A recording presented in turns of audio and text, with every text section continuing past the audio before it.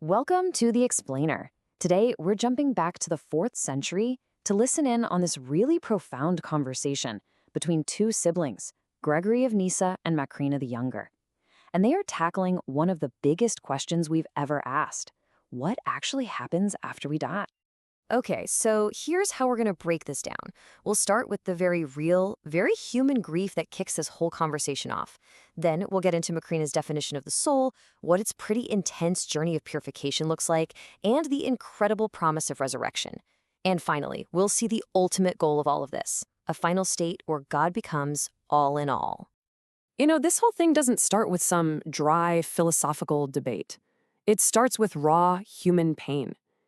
Gregory has just lost his brother, Basil, and he shows up at his sister Macrina's place just completely broken, really questioning this deep fear of death that, let's be honest, all of us have. And his question is basically this: how can we not be terrified? I mean, think about it. Our entire lives are built around pushing death away. We build homes to protect us. We grow food so we don't starve. We have medicine to fight sickness. We wear armor in a fight. Literally everything we do is a defense against our own mortality.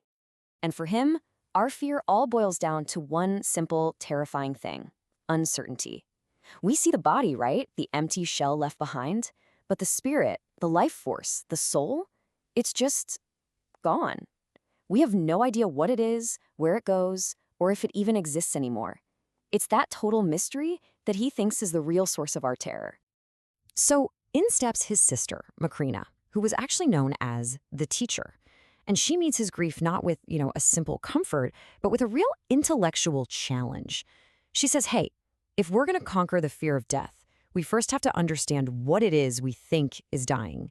So she starts by defining the soul, drawing a hard line between it and the physical body. And her definition is, well, it's pretty powerful. The soul isn't some physical thing rattling around inside of us. It's an invisible thinking essence. It's the animating force that gives a body life and, this is the key part, the ability to understand the world through its senses. Think of it this way. The soul is the operator, not the machine. Okay, and this slide, this is really the heart of her argument. She draws this super sharp contrast. The body is composite. It's made of different parts, right? And anything with parts can be taken apart, it can dissolve, but the soul, she says, is simple and incomposite. It has no parts, and if something has no parts, well, you can't break it down. It's indivisible. And this quote just nails it. Our eyes and ears, they're just instruments. They're like a camera or a microphone. They don't actually understand anything. It's the invisible thinking soul, the mind, that does the actual perceiving and interpreting. And that, for her, proves it's a totally separate intellectual thing. Okay, so if the soul is this durable, individual thing, what happens to it after the body is gone? Macrina's answer isn't about, instantly arriving at some pearly gates.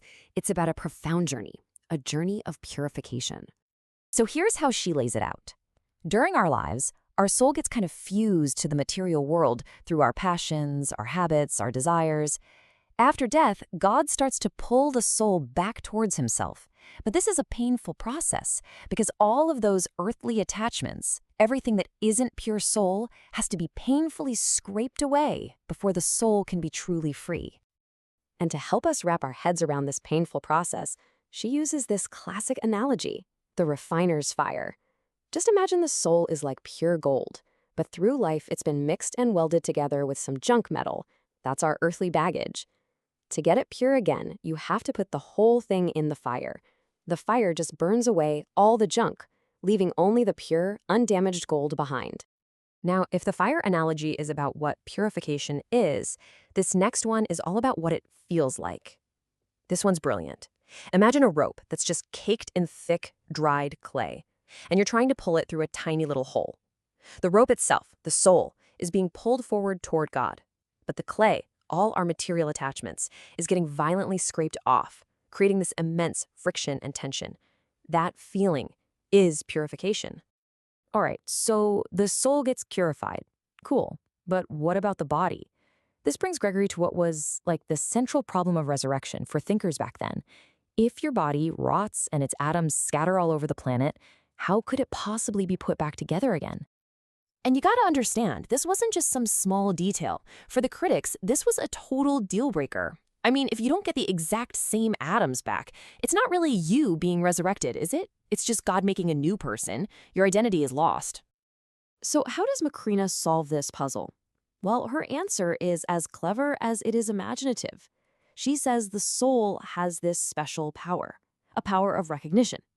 Even after death, the soul stays connected to and totally aware of the specific atoms that made up its body. It basically acts like a guardian, never losing track of its own stuff. Her analogy for this is perfect.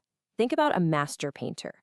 If you mix a bunch of different colors together to get a new shade, you or I might just see one color.